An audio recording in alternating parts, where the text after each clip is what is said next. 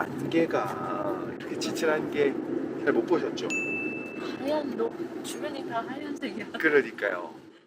와 진짜 와. 하얘 그죠?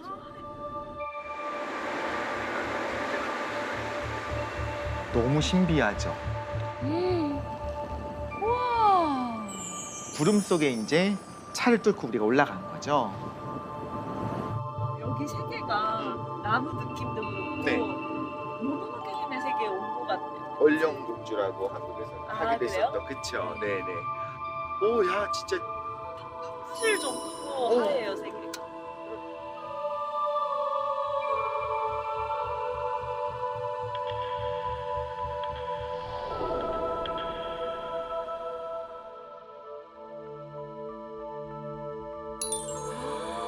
요 후지산이 그런데 활화산이라는 거.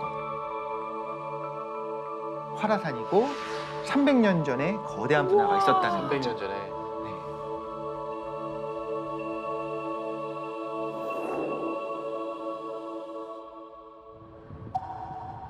300년 전에 폭발했던 분화구를 찾아가시는 거예요? 네.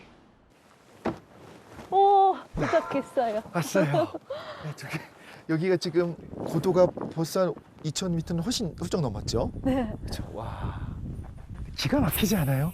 공기가 다른 것 같아요. 그 구름 속에 딱 들어와 있는 느낌. 네. 또 올라가면 없어질 수도 있으니까 좀 설레는 마음으로 가면 네. 좋을 것 같아요. 어한먹이네요. 오한목. 지금 50% 정도 올라온 거잖아요, 산에서. 네네. 와 뭔가 벌써부터 여기가 본격적인 그죠? 활화산 느낌 나네요. 맞아요. 이미 2,400m에서 시작합니다. 한라산 꼭대기까지 높이가 1,950m인데 2,400m에서 시작을 하니까 한라산보다 높은 곳에서. 이 길 자체가 전부 다 이제 화산석들이. 신발 잘 신고 가야겠다. 그러니까요. 시호 씨 그런 여기를 오를 거라고 상상 못했죠. 못했어요. 지금 냉장고 안에 있는 것 같아요 우리. 맞아. 거대한 그 냉동 창고. 약간 드라이 아이스 같이. 네네. 냉동 창고에 들어온 느낌.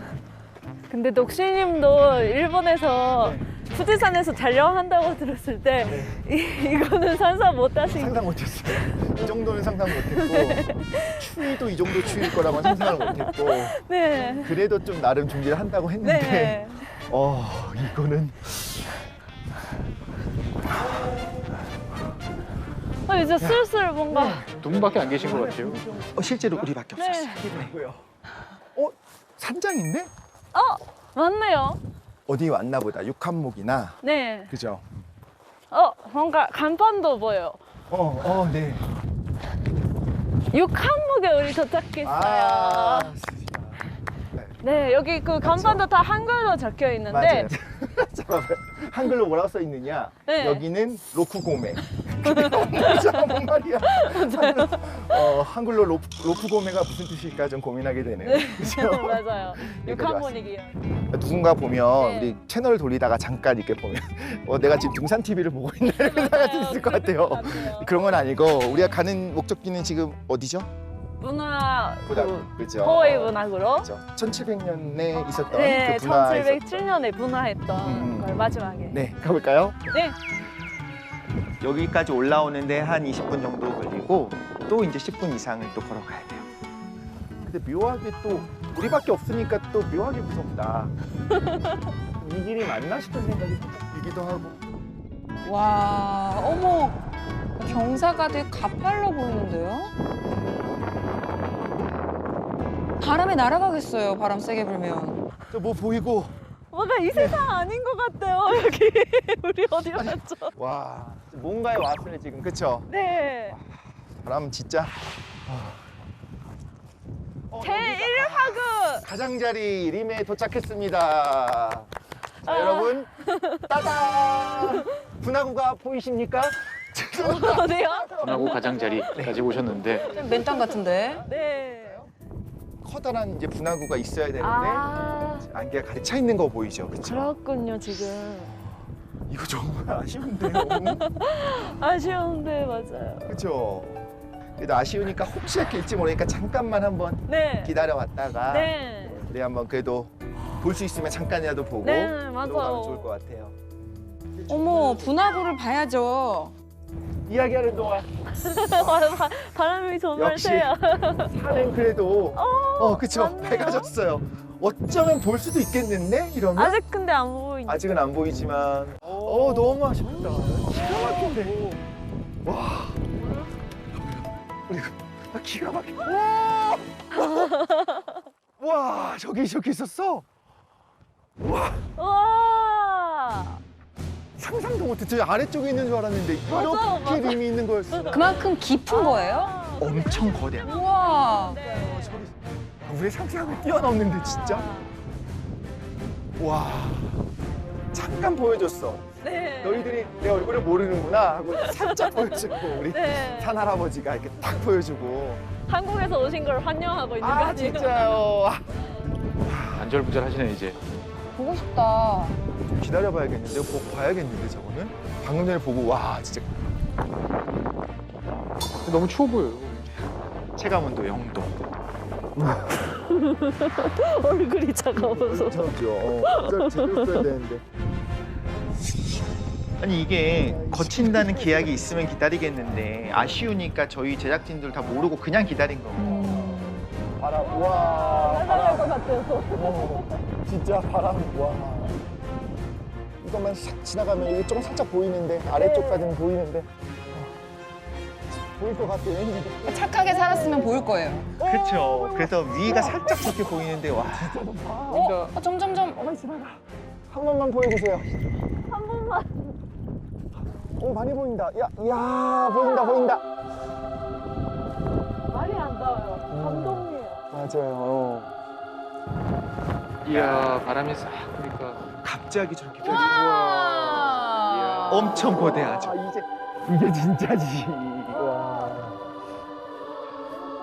저쪽도. 야, 이 능선이. 와, 보인다. 눈앞에 펼쳐진 저 거대한 게 다 한 우와. 번에 화면에 안 담길 정도로 그렇게 압도적인 크기고. 그러니까 대분화, 대폭발이라고 이야기해요. 폭발력이 어마어마했다.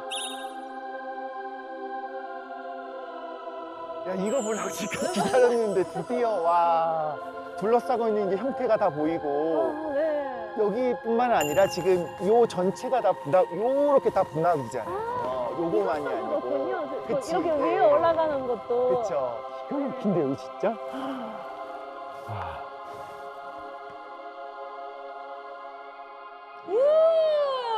저게 정상인데 저희가 본 저 분화구가 저렇게 커요. 와. 그런데 문제는 300년 동안 폭발을 안 하고 있다는 거. 사실 300년 전에 그 분화의 크기가 네. 여기 드러난 것만 이 정도 네. 커다란 분화였는데 그 후에 너무 잠잠했어요. 그렇기 때문에 더 좀 걱정스러워요. 사실 이건 도쿄만의 문제가 아니고 사실 우리 한국에도 동일한 이게 재앙으로 닥치는 거고 네. 세계 경제를 휘청이게 만들 텐데 네. 같이 좀 힘을 모아야 되지 않나 어. 생각이 들어요. 네. 진짜 기가 막히게 다 찍고 나니까 또 다시 또. 네, 이렇게 다 구름이 오면서 이런 것 같아요. 산 할아버지가 봤지? 이제 가 이렇게 하면서 다시 싹 하고 가지는 것 같은 느낌이 있어요. 쇼가 끝났던 것 같아요, 마치. 다들 착하게 살았나 보다. 감사합니다. 잘 보고 갑니다. 멀리서 왔는데 이게 3년 전에 분화했었던 그 사쿠라지마와산 지금도 활화산인데 보시면요 마그마가 저렇게 분화하면서 와. 순식간에 내려오거든요.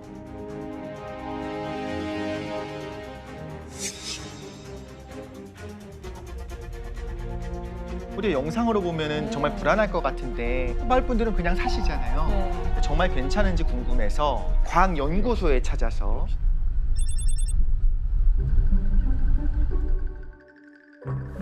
공기가 시원하고 좋네요.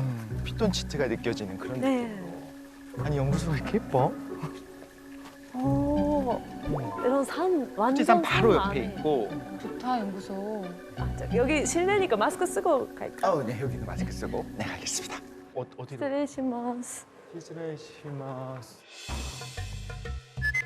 시설이 되게 좋은데요? 여기는 전문적인 이야기야. 프로페셔널. 전문적인. 네 여기 다 있어요. 그렇네요. 보여주기 그러니까 딱 용이 보여주는, 아니구나. 예.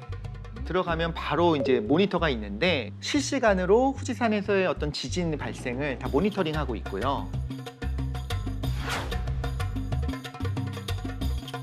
후지산의 분화의 조짐이 보인다라고 전 들었었는데 지금 좀 보셨을 때 상황이 어떤가요? 特にそういう兆候はなくて多分おそらくハザードマップを書き換えたことが多分そういう話になっているのではないかなというふうに思います。 올해 정도 2022년에 터져도 이상할 거 없다 이런 기사를 보고 갔는데 오히려 저 연구원분 말씀으로는 뭐 그런 거 없다, 그런 조짐 없다. 근데 해저드 맵이란 걸 바꿨다. 그래서 그런 이야기가 나온 것 같다라고 말씀하셨거든요. 와 이것도 이거는 분할 これは네. まず富士山の全体像なんですけれども、この地図は特殊な地図で木とか林を全部取っ払った状態の地図になってます。 실물 모형인데 정말 정교하게 잘 만들어서 저 크랙 하나까지도 다 표시돼 있네요. 와, 아까 봤던 거다. 네 맞습니다. ここちょうど富士吉田の市街地なんですね。非常に近いところに火口があるということが여기가 부지요시다의 그 시외지인데 네. 정말 가까운 곳에 하구가 있어요. 화구가 하나가 이 연구소에서 계속 연구를 진행하다 보니까 이 마을 바로 옆에 화구가 있는 거를 안 거예요. 시뮬레이션 해보니까 1시간 만에 네. 아까 그분은 3일이라고 3일 했었는데. ということですね。溶岩がここまで来るのにはい大体3日かかるっていう。 근데 그분이 잘못 알고 있을 수도 있잖아요. 그래도 확실하게 알려드려야지. 그분이 이제 알람을 듣고 경보를 듣고 한 이틀 뒤에 출발하자. 그러면 안 된다는 거를 알아야 될 것 같아요. 이제 요거는 이 모형을 가지고 다른 데서 분화했을 때 어떤 일이 벌어질까도 실험을 하는데 너무 정밀한 모형이니까 調子富士吉田の場所はここ。 부지요시단 저쪽이래요. 실제로 스포이드로 실제로 저 위에다가 떨어뜨려 하는 보는 거예요? 거예요? 네. 이야. 방금 그거 지금 보면 여기다 분할을 했을 때 저쪽으로 갈 거라고는 느껴지진 않거든요, 이게. ここから噴火した場合そっちに流れるっていうのは考えられない。ですよね。じゃあちょっとやってみますね。 이제 마그마가 분출하고 있는 상황인 거예요. 딱 지형을 시뮬레이션 하니까.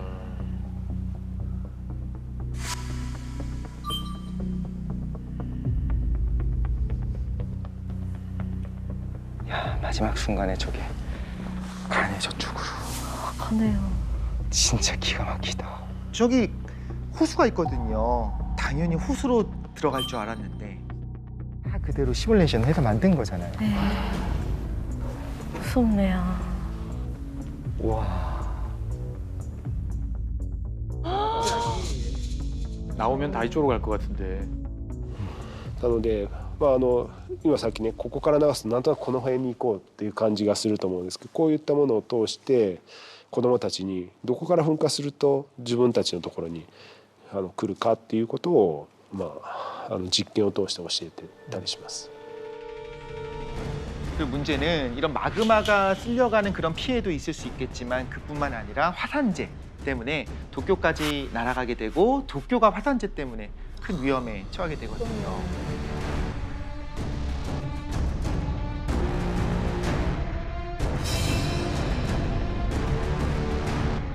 그렇다면 언제 도대체 분할을 하게 될지 궁금하니까 이번에도 또 다른 전문가를 찾아갔습니다.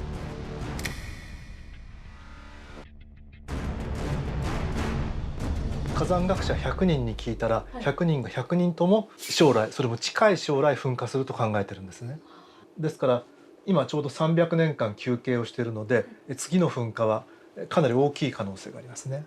그렇죠. 이게 응축된 것도 네. 적고 지금 후대는 그럼 굉장히 위험한 상태라고 볼 수 있는 거겠죠? 네. この被害はすごく難しいんですけれども、火山灰っていうのは灰ではなくて、かなり電気を通す性質があるんですね。ちょっと特に濡れると電気を通す。 그냥 재가 아니고 사실 합선이 되니까 大規模な停電が東京全部と関東地方全部が停電する可能性があるんですね。 도시 전체가 정전이 되고 전차가 멈추고 例えば本当に富士山が噴火したら多分羽田成田だけじゃなくてインチョンとか銀浦も使えなくなりますから。 후지산이 폭발하게 되면 김포공항, 당연히 인천공항 다 사용 못하는 겁니다. 아이슬란드가 분난을 했었을 때 유럽 전체가 비행기가 못 갔던 것처럼 네. 저 학자로서 되게 어려운 말씀이신 줄 알지만 분화 시기는 그래도 언제일 것 같다. 今いくつかの仮説で2つ説が出てまして、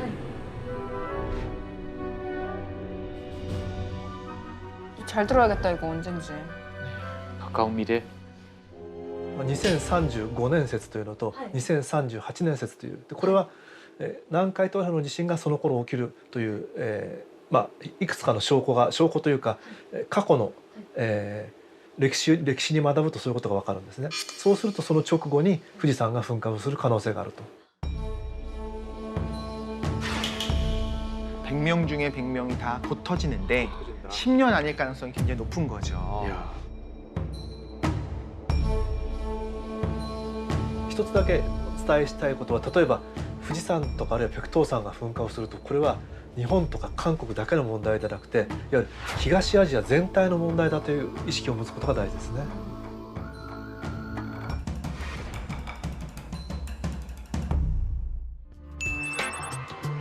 그런 게 있을 만한 느낌이 아닌데 왜냐면 방지용품 하면 느낌이 조금 딱딱하고. 네. 방지용품. 방지용품에는 어떤 게 있을까? 이건 예쁘다, 그죠? 아 이게 불멍하라고 만들어 놓은 스피커. 스피커 기능도 같이 네, 있는. 있어요. 그렇죠. 이거 비상용으로도 쓸 수 있나 봐요. 아 그래요? 네. 아 잠깐만 여기 있는 게 그러면 다 그거예요? 방지용품이요? 이거 그냥 너무 귀여운데? 먹을거리? 그죠. 얘들 과자 아니에요, 저거? 고양이들이 지금 헬멧 쓰고 있어. 아. 방제용품으로서 만들어 놓은 식품들이 이렇게 다양하게 나와요. 와. 유효기간이 5년이에요? 건전지가 10년 보증, 그리고 물도 7년 보존수.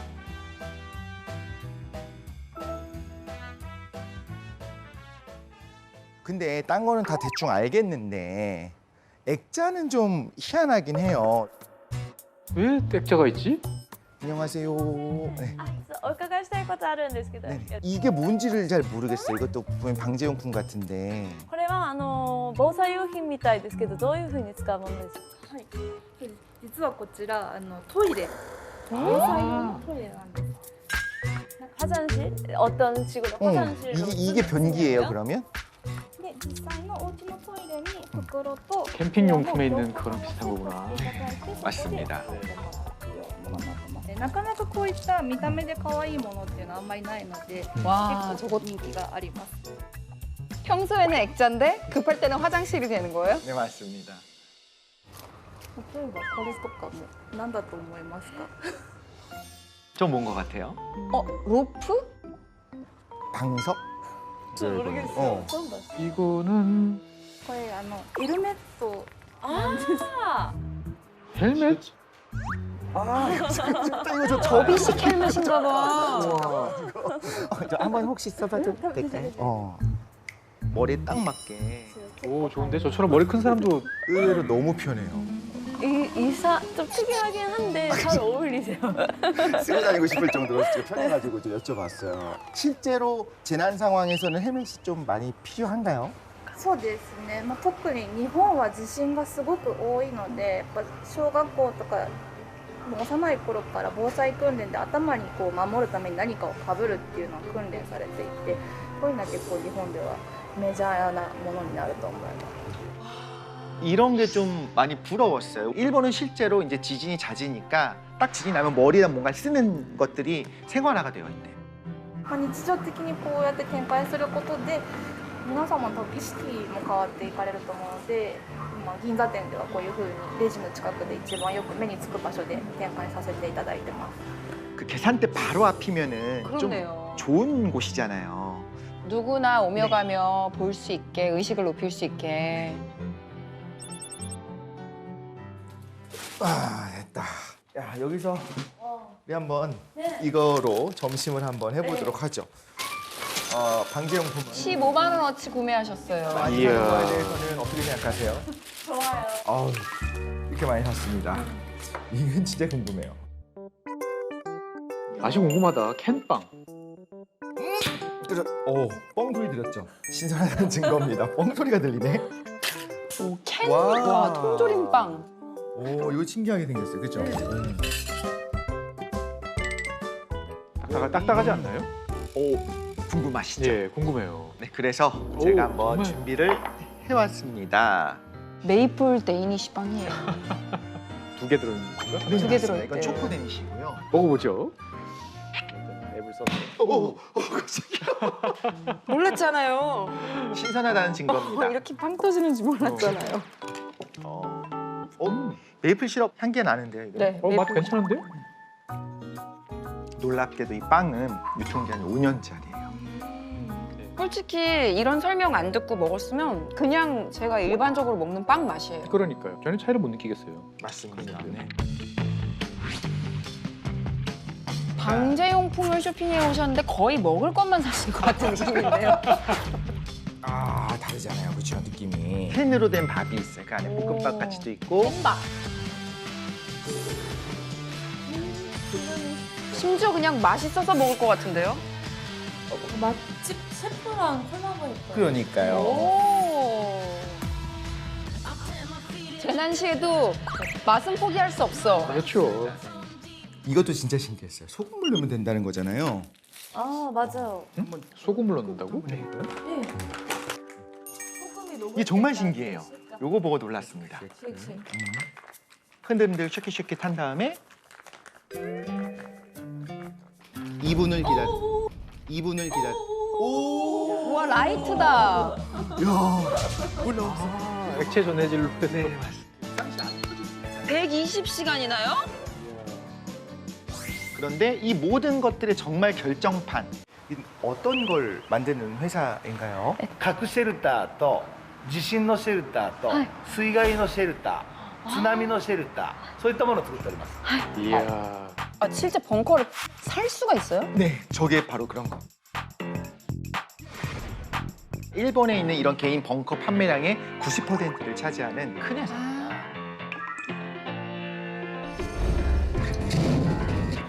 우와. 이야. 테스트하는 거예요? 신기하죠? 요거는 쓰나미용 벙커인데 이렇게 잡을 수 있고 벨트도 있고 왜냐면 흔들흔들거리잖아요. 우와. 핵벙커. 공기 정화 시스템까지 다. 맞습니다. 今この中 1.0 気圧ですね。これを気圧が上がると、1.03 気圧。 공기가 못 들어오게 하는 네, 거죠. 밖으로 나가니까. そうすると外から放射性物質中に入らない。止めてこの中を安全な状態をキープすることができる。 코로나 때 그 음압병동 이런 거 네. 하면서 많이 알게 됐잖아요. 아, 여기는 그러네요. 그 압력을 유지하기 위해서. そうですね。はい。これは核除去フィルターというものです。 이거 입자를 걸러 핵 입자를 걸러주는 일종의 거대한 방독면 역할도 하고 있고. 全部溶圧に成功してます。一度も失敗したことないです。 사장님이 자신감이 어마어마합니다. ここを見ててください。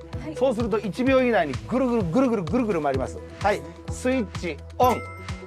필터를 키니까 바로 돈다라고 하는 거는 바로 양압이 생겼다는 거잖아요.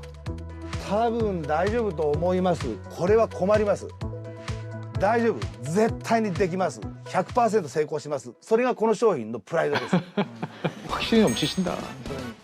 아니, 지금 핵이 터지고 있는데 확실해야죠. 확실히 된다는 확신이 없으면 그죠? 네, 팔지 않는다.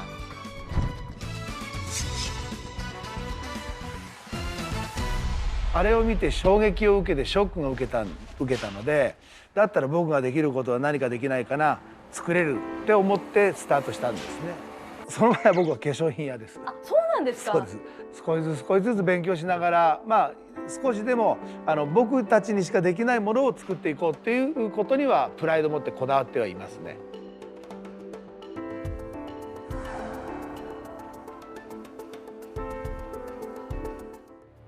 영화 터미네이터 2는요. 핵전쟁 이후 생존을 위해 기계와 싸우는 인간의 이야기를 담았습니다. 자, 그렇다면 실제로 핵전쟁이 일어난다면 과연 어떤 모습일까요? 그 어떤 파괴력은 상상을 불허하는 것 같아요. 그렇습니다.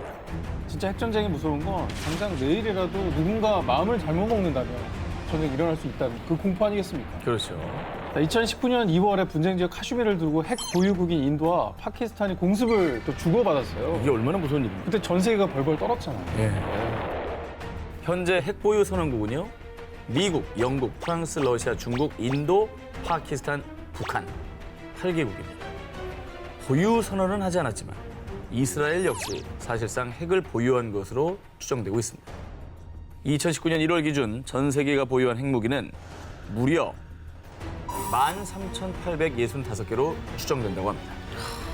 진짜 어마어마한 양이네. 하나만 있어도 무시무시한데요. 예.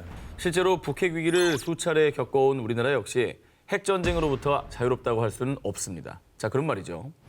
핵전쟁 발발 시 서울에 핵폭탄이 떨어진다면 과연 어떻게 될까요? 2004년 미국의 한 국제환경보호 시민단체의 분석에 따르면요. 1945년 미국이 일본 히로시마에 떨어뜨린 핵폭탄을 서울의 중심부인 용산에 투하한다면 말이죠.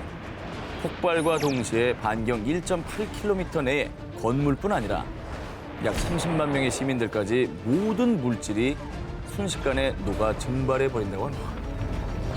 게다가 일명 죽음의 죄로 불리는 방사능 낙진으로 인해 2주에서 6주 내 사망자는 90만 명에 이르고요. 극소량의 방사능에 노출되더라도 평생 방사능 후유증으로 고통받을 것이라고 추정을 했습니다. 근데 저게 1945년이잖아요. 이제 막 핵폭탄이 개발됐을 때의 위력이 저 정도였는데 지금은 요새 거는 훨씬 더 파괴력이 클 거 아니에요. 그렇죠. 자, 그 피해를 가늠해 본 논문이 있는데요. 그래요? 2019년 10월 미국의 두 대학교의 공동 연구팀이 한 과학저널에 게재한 논문에 따르면요. 2025년 인도와 파키스탄 사이에 전면적인 핵전쟁 발발 시 최대 1억 2,500만 명이 사망할 것으로 추산했다고 합니다. 진짜 엄청나네요. 이건 뭐 재앙이라고밖에 할 수 없는 그런 사망자 수네요. 그렇습니다. 2004년 12월 인도네시아의 수마트라 해안에서 규모 9.1의 지진이 발생해 23만 명이 목숨을 잃었습니다. 2010년 칠레에서는 규모 8.8의 지진으로 500여 명이 사망했습니다. 그리고 2011년 2만여 명의 사망자와 실종자를 낸 동일본 대지진까지 끔찍한 비극이 이어져 왔는데요. 아, 정말 비극이었죠. 네. 우리는 땅에 붙어 사는 사람들인데 이 땅이 흔들린다면 이거는 정말 엄청난 공포인 거죠. 자, 그런데 지진으로 막대한 피해를 입은 이 나라들의 공통점, 바로 환태평양 조산대에 속한다는 것입니다. 태평양을 둘러싼 약 4만 킬로미터의 지역이 환태평양 조산대인데요. 자, 이 지역을 이으면 고리 모양이어서 일명 불의 고리로 불리고 있습니다. 자, 그런데 판 구조론에 따르면요. 지구를 이루는 10여 개의 판들의 경계 부분에서 지각 변동이 활발한데 특히 환태평양 조산대가 판의 경계에 모여 있어서 전 세계 지진의 무려 90% 이상이 이 환태평양 조산대에서 발생하는 거라고 합니다. 자, 그리고 우리 한반도는 유라시아판 내부에 위치해 있어서 환태평양 조산대에 속하진 않습니다만 절대 안심할 수는 없습니다. 2016년 9월 12일 대한민국을 대혼돈에 빠뜨린 사건, 바로 경상북도 경주시 남남서쪽 8km 지역에서 발생한 규모 5.8의 지진. 이것도 끔찍했죠. 남 얘기가 아닙니다. 이 경주 지진은 1978년 기상청에서 계기 지진 관측을 시작한 이래 한반도 최대 규모의 지진이었다고 합니다. 그리고 또 2017년 11월 포항 북구 북쪽 9km 지역에서 일어난 규모 5.4의 지진이 발생. 이에 무려 2천여 명의 이재민이 발생했습니다. 그리고 건물 956채가 파손되는 등 막대한 피해가 발생했죠. 자, 그런데 말이죠. 놀라운 건 경주와 포항에서 발생한 지진이 2011년 발생한 동일본 대지진에 영향을 받았다는 주장이 나오고 있습니다. 그 영향으로 한반도에서 지진이 일어난 거예요? 그렇죠. 국내 전문가들에 따르면요. 동일본 대지진 당시 발생한 엄청난 에너지가 우리나라에까지 영향을 미쳤고요. 이 충격에 단층이 헐거워지면서 작은 충격에도 지진이 발생할 수 있다는 것입니다. 실제로 기상청의 한 지진 전문 분석관은 동일본 대지진 이후 한반도의 지진 빈도가 늘어났다고 전하기도 했습니다. 근데 사실 일본 같은 경우에는 뭐 그거에 대비해서 건물도 뭐 그런 설계를 많이 하잖아요. 내진 설계. 우리는 잘 안 하고 있지 않나요? 문제 좀 많을 것 같은데 우리나라는. 그렇습니다. 국내에서는 1988년이 돼서야 6층 이상 또 10만 제곱미터 이상 건물에 대해서만 내진 설계가 의무화되기 시작했습니다. 자, 그러니까 그 이전에 지어진 건물이 지진 위험에 크게 노출돼 있는 것이겠죠. 그리고 지진 때마다 나오는 이름이 있죠. 필로티 구조. 이 벽면이 없이 하중을 견디는 기둥으로만 설치된 개방형 구조를 말하는데요. 웬만한 빌라는 다 지금 네. 저런 구조잖아요. 그렇습니다. 그런데 이 필로피 구조에 내진 설계가 제대로 안 된 경우가 많다고 하는군요. 때문에 지진에 취약해 연쇄 붕괴 위험이 높은 것이죠. 아, 저렇게 되는 거예요? 기둥이 부서지면서? 근데 이게 한반도 어느 곳에 일어나도 저런 건물 많기 때문에 많아요, 너무 많아요. 이런 붕괴에 그대로 노출될 수밖에 없다는 거잖아요. 이건 남의 일이 아니네, 이거. 끔찍한 재앙은 예고 없이 찾아옵니다. 안전 대비만이 더 큰 재앙을 막을 수 있습니다. 자, 이어서 다음 특종입니다. 자, 불의 고리의 공포, 지진이 전부가 아닙니다. 지난 12월 9일 뉴질랜드를 공포에 몰아넣은 소식. 뉴질랜드 화이트 아일랜드 화산 폭발. 불의 고리. 환태평양 조산대에 속하는 뉴질랜드의 화이트 아일랜드에서 예고도 없이 화산이 폭발해서 21명이 숨지는 사건이 발생했습니다. 하늘을 거의 뒤덮었네요. 아, 저거 너무 무섭다. 그런데 더 심각히 우려가 되는 건요. 뉴질랜드 화이트 아일랜드 화산 폭발 이후 환태평양 조산대 이 불의 고리의 활동이 심상치 않다는 분석이 쏟아진 것입니다. 뉴질랜드에 이어서 1월 9일 멕시코 수도 멕시코시티 인근의 포포카테페틀 화산이 폭발, 이어서 1월 12일에는 필리핀의 탈 화산에서 무려 15km 높이의 화산재 기둥이 치솟으며 분화해서 수천 명이 대피하고 수도권 일대가 마비되는 상황까지 벌어졌습니다. 그러니까 이게 한 달 사이에 말씀하신 대로 3번이나 큰 화산이 폭발을 한 거잖아요. 그렇습니다. 자, 현재 지구상에 있는 활화산은 약 850여 개로 집계가 되고 있습니다. 이 중에 무려 약 75%가 환태평양 조산대에 밀집해 있어서 이 공포감은 더 이루 말할 수가 없는 상황입니다. 진짜 뭐 다 우리나라 근처에 있네요. 네. 아니, 최근에 그래서 그 영화도 히트했잖아요. 그 백두산 폭발을 주제로 했던 영화 백두산. 이거를 보면은 아, 정말 만약에 저런 일이 일어나면 어떻게 될까? 우리나라는 그래서 화산 폭발 가능성이 있는 거예요? 자, 아까 말씀드린 대로 이제 한반도는 불의 고리, 환태평양 조산대로부터 비켜나 있긴 하지만요.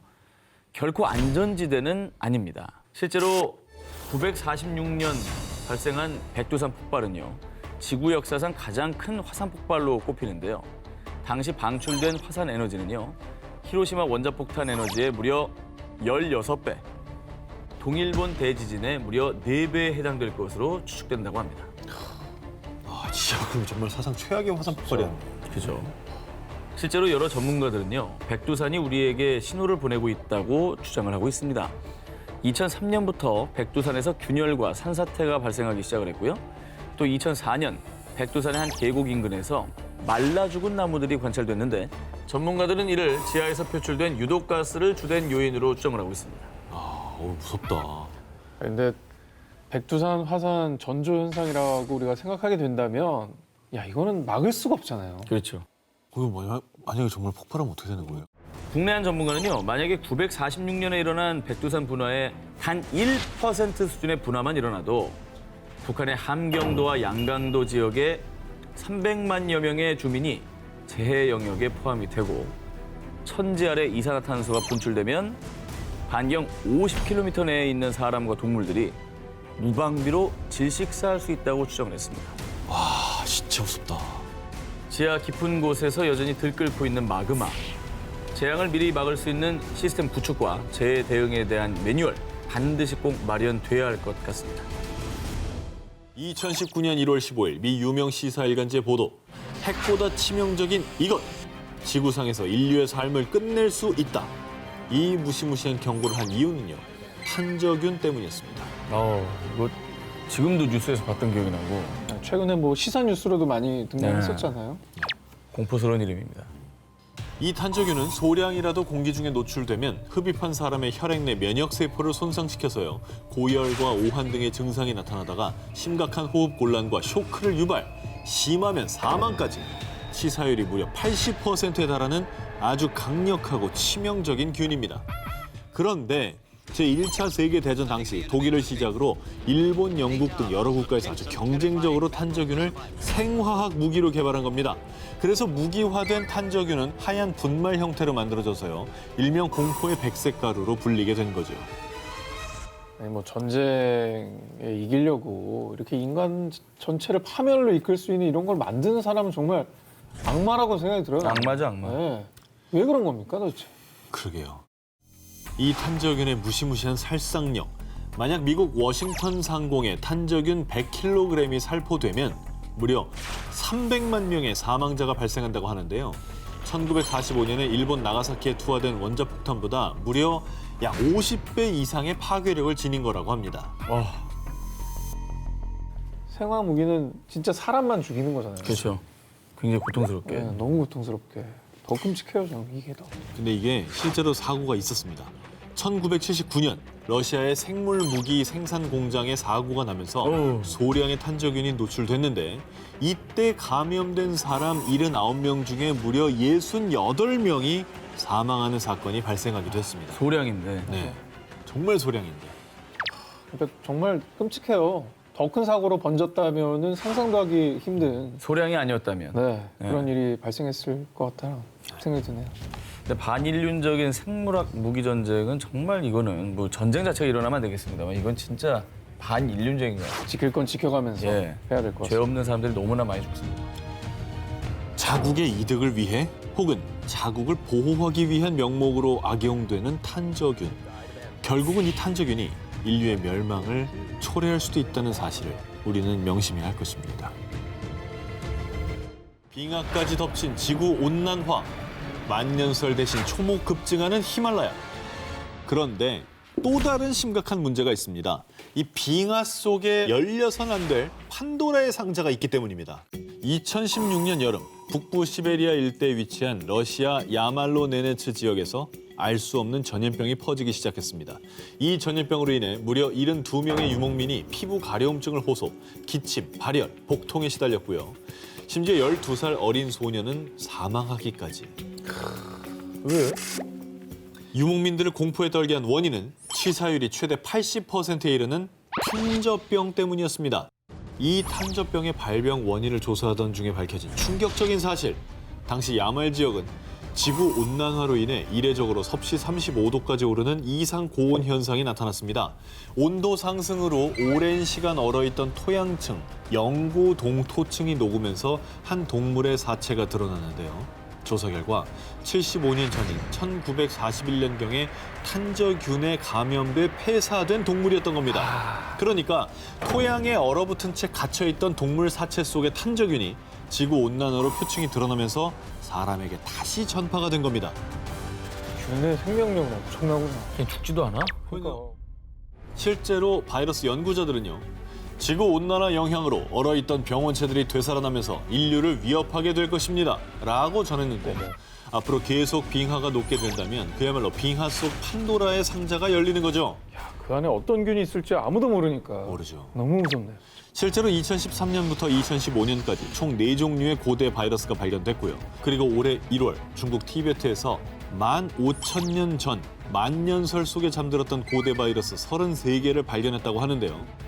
이 중에 28개는 기존에 발견되지 않은 새로운 바이러스들이라고 합니다. 그러니까 옛날에 있었지만 없다고 생각하고 우리가 본 적도 없는 새로운 건. 그렇죠. 진짜로. 네. 전문가들은 만약 고대 바이러스들이 활성화된다면 돌이킬 수 없는 대재앙이 발생하게 될 것이라 예측하고 있는데요. 앞서 말씀하신 어떤 탄저, 제2, 제3의 탄저병 사태가 일어날 수 있다는 걸 우리가 간과해서는 안 되겠네요. 언제 어느 때 빙하 속 판도라의 상자가 열려 우리에게 끔찍한 재앙으로 다가올지 모릅니다. 2019년 10월 중국 모 병원에 심한 폐렴 증세가 보이는 중년 남자가 들어왔습니다. 그리고 며칠간 아내가 남편을 간병했는데요. 그런데 그 아내까지도 곧 발열의 호흡곤란 증세를 보이기 시작했습니다. 아, 그러면 부인도 감염되신 건가요? 그렇죠. 자, 검사 결과 이 부부가 걸린 병은 바로 흑사병. 흑사병이 요즘에 있대요. 다시 생겼다고? 검은 죽음을 몰고 오는 병, 흑사병. 감염이 되면 피부가 되사하면서 까맣게 변하다가 결국 사망에 이르기 때문에 붙은 이름인데요. 자, 14세기 유럽 인구의 3분의 1을 죽음으로 몰아넣은 인류 역사상 최악의 전염병인 흑사병은요. 당시 유럽에서만 수천만 명의 사상자가 발생했는데요. 당시에는 흑사병의 발병 원인과 치료법을 알지 못했던 터라 치사율이 무려 100%였는데요. 자, 그런데 그 악몽이 스멀스멀 되살아나 중국뿐 아니라 세계를 공포에 떨게 하고 있습니다. 세계보건기구에 따르면 2010년에서 2015년까지 전 세계적으로 3,200여 명의 흑사병 감염자가 발생, 그중 무려 580여 명이 사망했다고 하는데요. 완전히 없어졌다고 생각했는데 흑사병이 웬 말입니까? 중세시대 때 흑사병이 지금도 있다니. 잘 아시다시피 이 흑사병은요, 주로 패스트균에 감염된 쥐나 야생동물에 기생하는 벼룩이 사람을 물어 전염되고요. 감염된 동물의 체액 및 혈액 접촉 또는 섭취를 한 경우에도 감염될 수 있다고 합니다. 자, 그리고 더 큰 문제는 이 흑사병에도 여러 종류가 있는데요. 중국에서 흑사병 확진을 받은 부부는 특히나 폐렴형 흑사병으로 치사율도 제일 높을 뿐만 아니라 감염제의 재채기나 기침 등을 통해 사람에게서 사람으로 전파가 가능해 삽시간에 전염까지 일으킬 수 있다는 겁니다. 자, 그런데요, 그나마 다행인 건요, 현재까지 흑사병 예방 백신은 없지만 치료 효과가 입증된 항생제가 개발돼서요. 다행이네. 흑사병 감염 이틀 내에 최대한 빨리 이 항생제를 투여하면 치료가 가능하다고 합니다. 다행이네요. 이거는 잘 됐네. 그러니까 의심이 될 때 빨리 검사를 받아야 되겠죠. 자, 역사 속에만 있던 공포의 재앙. 하지만 그 재앙은 지금도 도사리고 있습니다. 하루빨리 치료제가 더 많이 보급되어서 소중한 생명을 지킬 수 있게 되길 바랍니다. 동남아시아 여행을 계획한다면 정말 조심해야 할 게 있습니다. 동남아시아를 집어삼킨 공포의 바이러스, 바로 지카 바이러스와 댕기열인데요. 한두 개가 아니구나. 그래서 여행지에 도착해서 로밍 딱 키면 제일 먼저 뜨죠. 안전 문자 이렇게 오잖아요. 네. 지카 바이러스랑 뭐 댕기열 꼭 주의를 해야 된다. 긴 소매 입어라, 긴 바지 입어라 이런 네. 거 오죠. 특히 뭐 모기 기피제. 임신부, 그다음에 돌아온 다음에는 꼭 증상이 발견되면 1339로 신고해라. 이런 문자까지. 국내에서도 첫 댕기열 감염자가 신고된 2001년을 시작으로 급기야 2013년에는 250명을 돌파. 국내 감염자들의 주요 감염 발생 지역은 역시나 동남아시아였다고 합니다. 자, 그렇다면 동남아 여행 중에 현지 풍토병인 지카 바이러스 또 댕기열의 감염을 피하기 위해 가장 조심해야 할 게 무엇이냐? 바로 모기입니다. 1947년 우간다의 지카 숲에서 처음 발견된 지카 바이러스는 2007년 태평양을 횡단해 2016년에는 브라질까지 집어삼켰는데요. 지카 바이러스의 핵심 매개체는 이집트 숲모기로요. 이 모기에 물려 지카 바이러스에 감염되면 두통, 발열, 근육통, 피부 발진 등의 증상이 나타나고요. 가장 심각한 건 만약 임산부가 지카 바이러스에 감염되면 머리와 뇌가 정상보다 작은 선천성 기형, 소두증인 아이를 출산할 확률이 높다는 겁니다. 너무너무 무서운 것 같아요, 정말. 그렇죠. 그리고 이집트 숲모기가 퍼뜨리는 또 다른 공포의 전염병.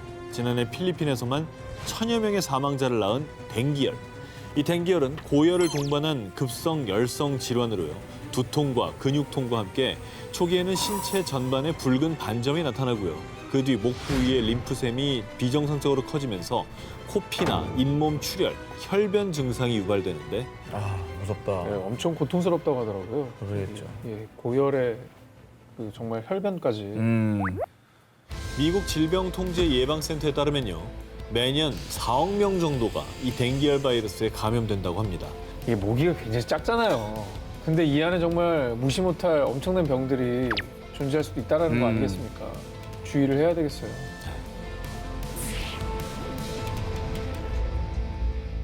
기원전 1500년 전에 집필된 이집트 의학서 에베르스 파피루스에 기술되어 있을 만큼 인류의 역사와 함께 해왔지만 인류가 아직까지 정복하지 못한 감기. 자, 그 감기가요, 우습게 볼 질병이 아닙니다. 그 이유는요, 감기가 아닌 독감일 수 있기 때문인데요. WHO에 따르면 전 세계적으로는 매년 약 65만 명이 독감으로 인해 목숨을 잃고 있다고 합니다. 엄청난 숫자죠. 그리고 미국 예방의학 저널에 따르면 우리나라 또한 독감으로 인해 연평균 약 2,900명이 사망.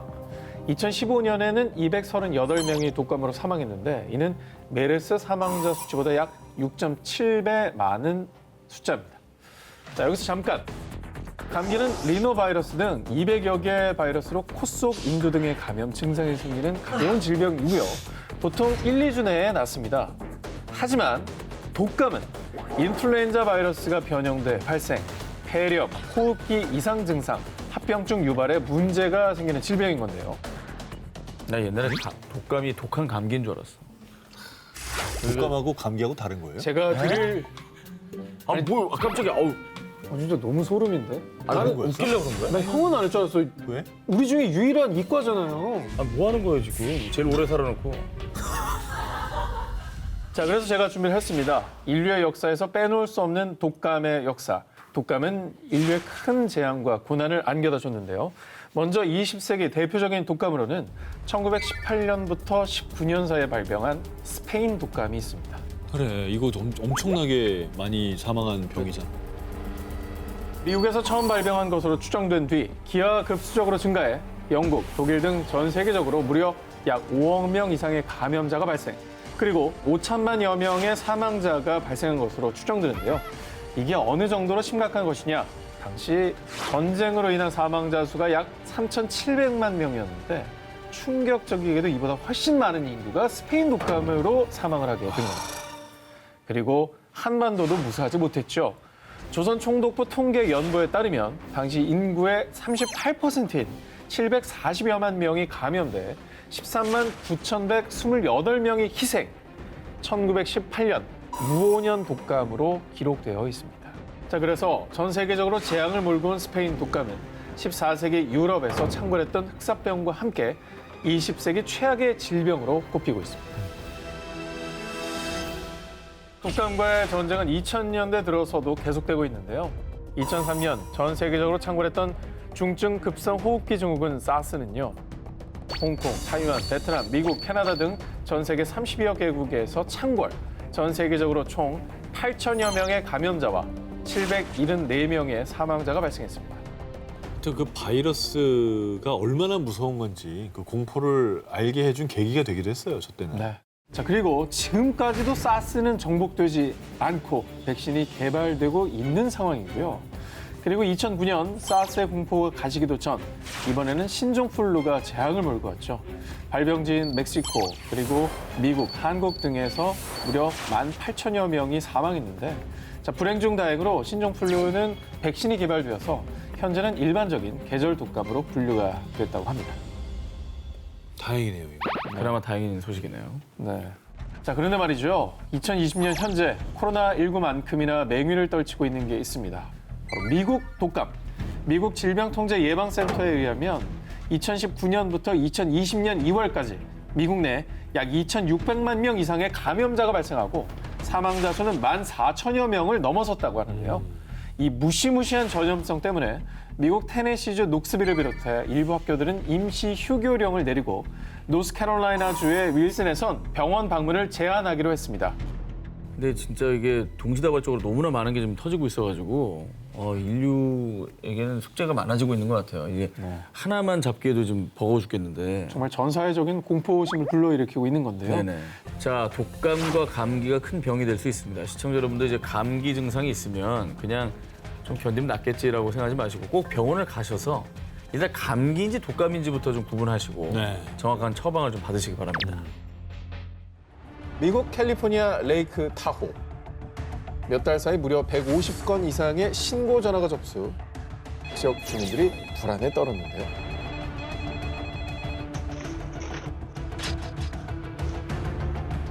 문을 여네. 문을 열어? 아, 문을 여는 거에 집중하면 안 돼요. 시동도 거는 거 아니에요? 아니 근데 겨울잠 안 자요? 아, 그 겨울잠을 안 잤네. 원래 가만히 있는 거 아니야? 어디 저기 땅굴 같은 데 들어가가지고? 얘네 왜 이러고 있어? 잠도 안 자고? 자, 한 4, 5개월 정도 들어가 있지 않나? 미국의 흑곰인 일명 행크 더 탱크는 보통 11월부터 동면에 들어가 약 7개월 동안 긴 겨울잠을 자는데요. 그런데 2022년 5월 레이크 타워의 주택가에 겨울잠을 거부한 흑곰들이 출몰한 겁니다. 마을을 덮친 흑곰들은 사람들이 거주하는 집, 자동차의 침입, 28가구가 피해를 입었는데요. 한 야생곰 보호단체에 따르면 레이크타워에 서식하는 야생곰의 무려 20%가 겨울잠을 자지 않는 상황. 자, 그런데 야생곰이 겨울잠을 자지 않는 이유가 바로 인간 때문이었습니다. 그간 야생곰들은 자연에서, 인간은 도시에서 각자의 영역에서 자연의 섭리대로 균형을 이루며 살아왔지만요. 이제는 인간이 배출한 음식물 때문에 1년 내내 쉽게 먹이를 구할 수 있게 됐죠. 그래서 야생곰들이 겨울잠을 잘 필요가 없어진 겁니다. 뿐만 아니라 겨울철에도 따뜻한 날씨가 이어지는 탓에 체온 유지가 쉬워진 야생곰들이 겨울잠을 잘 필요가 없어진 겁니다. 굳이 뭐 그렇게 춥지도 않고 밖에 24시간 널려 있고 뭐 여러 가지 원인들이 이제 복합적으로 일어난 거죠. 와. 게다가 중요한 건 먹을 걸 찾기 위해서 자기 아기를 먹이기 위해서 했는데 이 과정에서 이제 사람과 서식지가 겹치다 보면은 의도적이지 않게 싸움 나는 거죠. 네, 우리가 사냥을 해야 될 일도 생기는 겁니다. 그렇지. 그러니까 아까도 곰 뒤에 새끼 곰 2마리 있는 거 보니까 또 되게 많은 생각이 또 들더라고요. 저놈 하나만 문제가 아니겠구나 싶은 생각이 들어요. 그럼. 그리고 저걸 만약에 제지한다 그랬을 때 새끼를 보호하기 위해서 저 어미곰이 얼마나 포악해질까라는 생각이 들어요. 당연하지. 자, 이런 야생곰들로 인한 피해가 막심하다 보니 캘리포니아 당국에선 곰들의 안락사를 고려하기도 했는데 아이고. 겨울잠을 안 자게 된 것도 결국 인간이 원인을 제공한 건데 우리가 뭐 곰을 포획하거나 안락사를 시킨다. 원인 제공자가 그럴 자격이 있습니까? 사흘간 낮 최고 기온 38.3도까지 오르는 등 기록적인 폭염이 지속됐는데요. 내일은 영하 2.2도까지 떨어지며 폭설이 내릴 것으로 예상되오니 모두들 따뜻하게 챙겨 입으시길 바랍니다. 일기예보가 뭐 이래요? 반전이 너무 심한 거 아닙니까? 40도 육박하는 날씨에서 영하 2.2도로 다음날 떨어진다고요? 한 지역이 이러는 게 말이 돼요? 적당히 해야지. 사람들은 갑작스러운 폭설 예고에 일기예보가 잘못됐다고 생각. 하지만 잘못된 예보가 아니었습니다.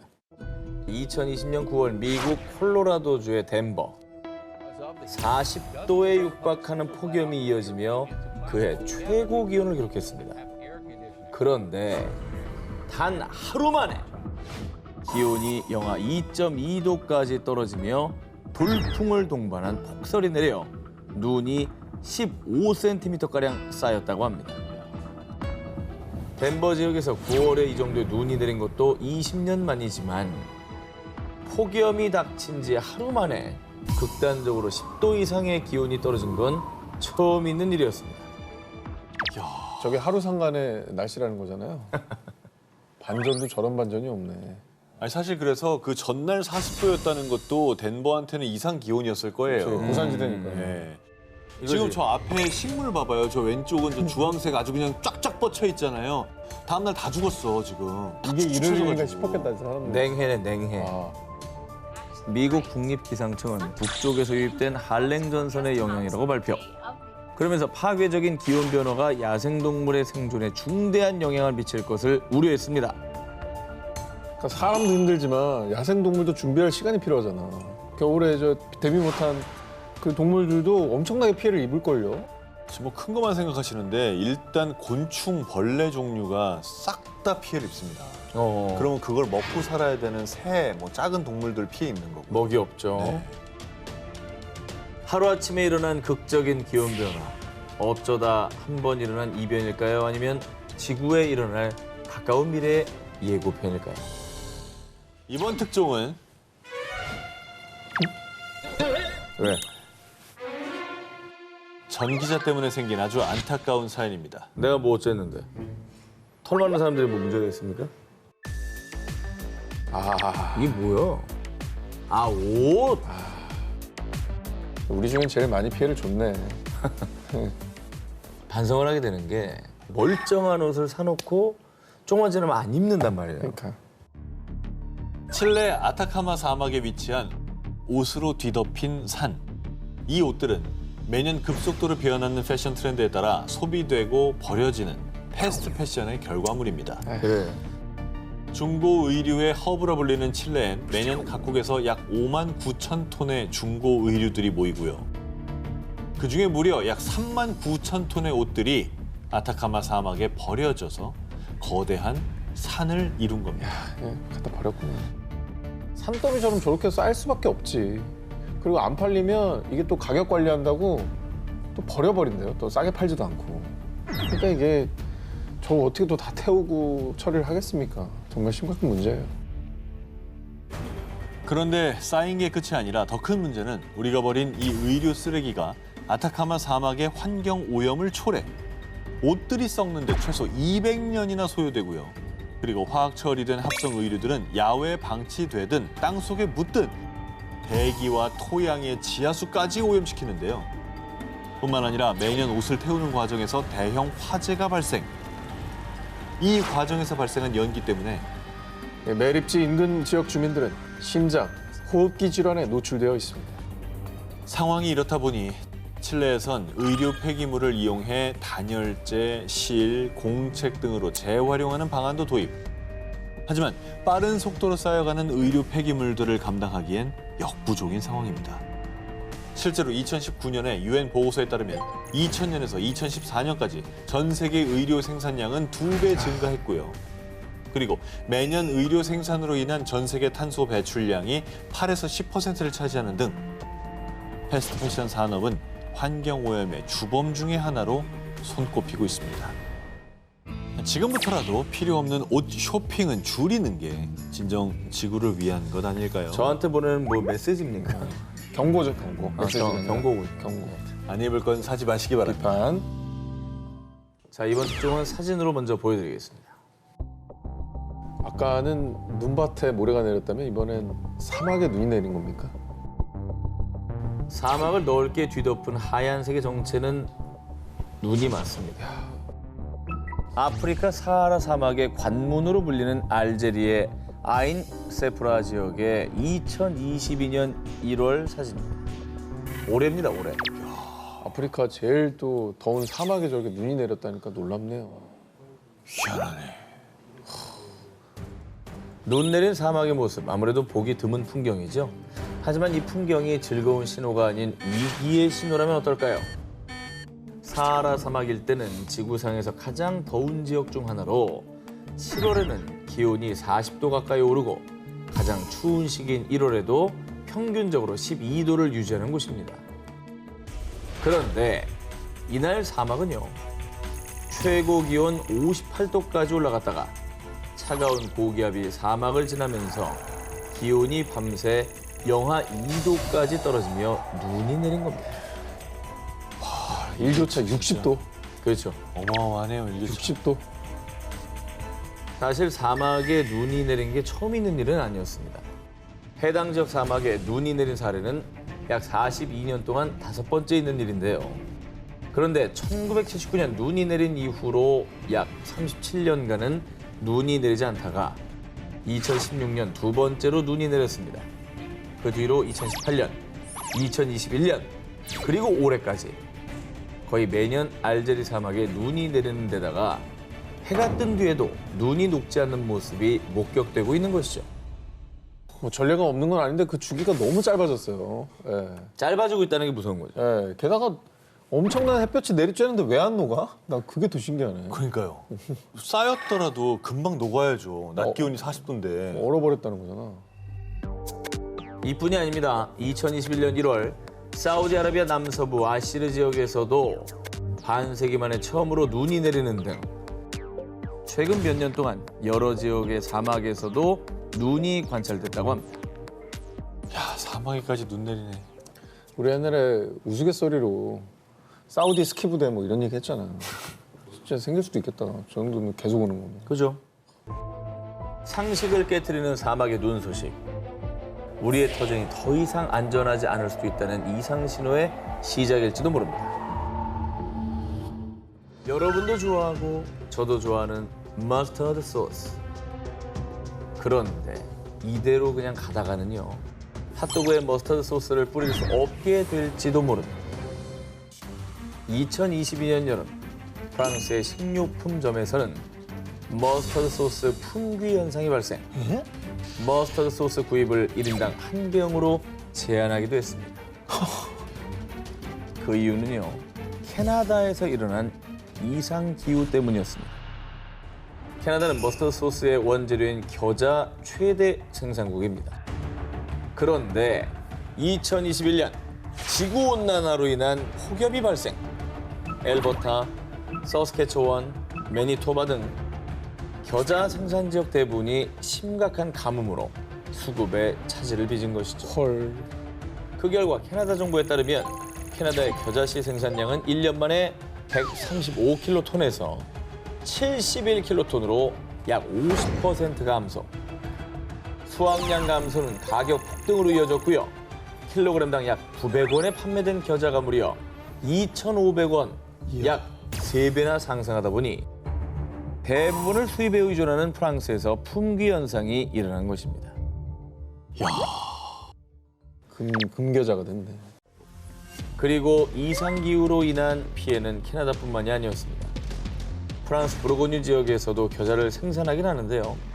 근데 역시나 이상기후 때문에 겨자씨를 갉아먹는 곤충 수가 증가, 가뭄으로 인한 피해까지 더해져 종자 생산량이 3분의 1로 감소했습니다. 그래서 프랑스 내 머스터드 업체들은 25년 동안 경험하지 못한 전례 없는 위기라며 우려를 표하고 있습니다.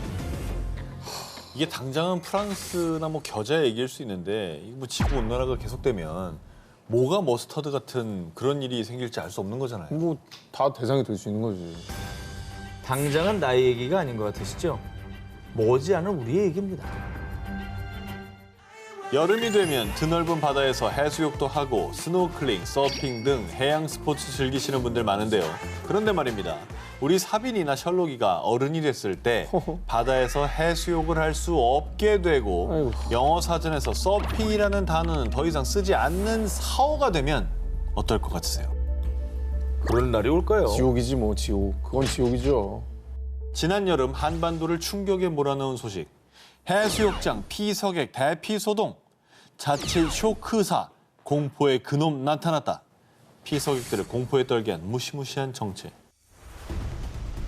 해파리야 이게? 왜 이렇게 시뻘게? 버린 옷까지 아니고요. 해파리입니다. 이게 뭐 죽은 거예요? 야 근데 저렇게 주의할 정도로 저 독이 심하다는 거잖아. 그러니까 해파리에 쏘인 사람들 되게 많이 나왔다는 뉴스 저도 봤거든요. 맞습니다. 네. 제주, 부산, 강원도 등등 한반도 곳곳의 해수욕장에서 출몰한 독성 해파리. 강원도에서는 지난 여름 한 달간 해파리 쏘임 사고가 무려 98건 발생. 부산에서는 지난해 168건을 훌쩍 넘어서 올해 8월까지 총 257건의 사고가 발생했는데요. 피서객들을 위협한 주범인 노무라 입깃 해파리. 최대 지름 2m까지 성장하는 대형 해파리로요. 강한 독성을 가지고 있어 쏘이면 발진, 통증을 유발하고 심한 경우 쇼크사 위험까지 있습니다. 학계에서는 이 해파리들의 출몰 원인을 환경 오염 때문으로 추측하고 있는데요. 첫째, 바다가 오염되며 해파리의 천적인 쥐치나 바다거북 등의 개체수는 감소했지만요. 생존력이 강한 해파리는 살아남아서 해파리 개체수가 더욱 증가한 겁니다. 여기도 이제 생태의 균형이 깨져버렸네요, 진짜. 그리고 둘째, 지구온난화로 수온이 상승. 해파리 서식 해역이 강원도 동해안까지 확대된 건데요. 이로 인해 해파리가 해수욕장에까지 출몰하며 피서객들을 위협하는 건 물론이고 어부들이 바다에 쳐놓은 망에 해파리가 대거 걸려드는 바람에 국내 어업도 심각한 피해를 입고 있는 상황입니다. 직격탄이겠다. 이게 이제 지구온난화가 심각하다는 증거가 먼 미래에 오는 게 아니라 지금 우리가 느끼고 있는 건데 현재 진행형이에요. 네. 지구 패러다임도 좀 바뀌고 있는 것 같아요. 그렇죠. 한반도를 습격한 독성 해파리. 이대로 계속 지구가 변해간다면 언젠가 우리 인간이 설 자리도 없어질 수도 있습니다. 항공샷이네요. 자, 활주로 뭐 좀 사람들 모여 있네요. 이거 뭐 불났어요? 왜 이렇게 불이 났어? 왜 불이 났을까요? 왜 불이 났지? 평범한 사고가 아니었습니다. 영국이 녹고 있다. 올여름 뜨거운 열기로 인해 영국에서 발생한 사건들입니다. 원래 영국은 7월 평균 기온이 20도에서 25도로 여름에도 서늘해서요. 영국에서 에어컨은 사치품으로 여겨질 정도입니다. 그런데 올해 에어컨 수요가 폭발적으로 급증. 2022년 7월 영국 링컨셔주의 기온이 40.3도를 기록하며 363년 만에 영국 역사상 최고 온도를 기록했습니다. 역사상? 그간 상상도 하지 못했던 폭염이 닥치며 영국 곳곳에선 각종 사고까지 발생했습니다. 앞서 보신 영상은요, 영국의 루턴 공항인데 비행기 활주로에 아스팔트가 녹아내리면서 모든 운항편이 일시 중단. 런던 남부 배터시의 기차 선로에서는 덥고 건조한 날씨로 인해 화재가 발생해 자칫 큰 사고로 이어질 뻔했습니다. 이야. 야, 근데 저기 기차 지나갔어 봐. 완전 탈선 사고 나고. 그죠. 엄청나게 많은 인명이 희생될 수도 있었던 거잖아요. 에어컨이 사치품이라 여겨지는 나라입니다. 그뿐 아니라 올여름 가장 더웠던 7월에는 단 사흘 만에 영국과 웨일즈에서만 948명이 사망했다고 추정. 폭염은 그야말로 대재앙. 보이지 않는 살인자나 다름없는데요. 전례 없이 들이닥친 폭염에 일상생활 전체가 마비되자 영국은 급하게 조치를 취했습니다. 높은 온도에 철로가 녹을까 봐 철도 운행 속도를 제한, 200여 곳의 학교는 휴교했습니다. 역대급 더위에 속수무책으로 당하며 일상이 마비된 상황. 이에 영국은 역사상 최초로 폭염 적색 경보를 발령했습니다. 뭐 일상생활까지 다 영향을 미쳤다니까 이거는 거기 사는 분한테는 너무나 큰 공포일 것 같아요. 기후가 인간의 예상을 넘어서는 순간 끔찍한 대재앙으로 다가오게 되는 건데요. 뜨거워지는 지구, 치솟는 기온이 우리 인간의 삶까지 불태워 망가뜨릴 수 있습니다. 1999년 종말이 온다는 노스트라다무스의 예언부터 마야 달력에 끝나는 2012년 지구가 종말한다는 예언까지 그간 숱한 이들이 지구 종말 시기를 예언한 바 있습니다. 아, 그때마다 근데 좀 무섭긴 했어. 진짜로 이것까지 맞는 거 아닌가. 그것 때문에 사회 문제들이 생기기도 했었습니다. 생기기도 했고. 이전에 종말론들은 뭐 종교나 예지력에 기댄 게 많았잖아요. 과학적으로 증명된 게 별로 없었어요. 네. 믿기 힘듭니다. 그런데 말입니다. 이 점성술이나 신의 계시를 받아 예언한 지구 종말론이 아닌 수학적으로 지구 종말 시기를 계산한다면 어떨 것 같으십니까? 이게 지금 지구 종말을 결정하는 변수가 한두 개입니까? 아니, 그러니까 화내지 말고 일단 들어보죠. 왜 이렇게 화를 내요. 292위예요. 네, 흥분하시는 것도 이해는 하는데 한번 들어보시죠. 내 마음이 불타고 있어요. 자, 실제 지구 종말을 수학적으로 계산한 과학자가 있었습니다. 누구예요? 그 주인공은 하인츠 폰 포어스터. 수학, 컴퓨터 과학, 인공지능, 생물 물리학 등 다양한 분야에서 명성을 얻은 그야말로 천재입니다. 그 대단한 천재 과학자가 수학적으로 계산한 지구 종말 시기는 바로 얼마나 다급하면 바로를 4번이나 하냐? 2026년 11월 13일 금요일입니다. 13? 이게 얼마 안 남았는데. 포어스는 1960년 세계 기준 27억 명을 기준으로 이전까지 세계 각국의 인구 동태 데이터를 분석한 결과 인류 인구가 지난 2000년 동안 성장한 것처럼 증가하면 무한대에 도달하게 될 것입니다. 세계 인구가 기하급수적으로 증가해 인류가 무한대에 도달하는 날 2026년 11월 13일 금요일에 종말이 찾아올 거라고 계산.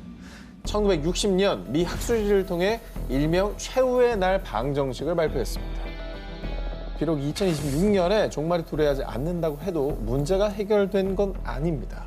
포스터가 종말의 데이터로 분석한 인구 증가, 요게 문제입니다.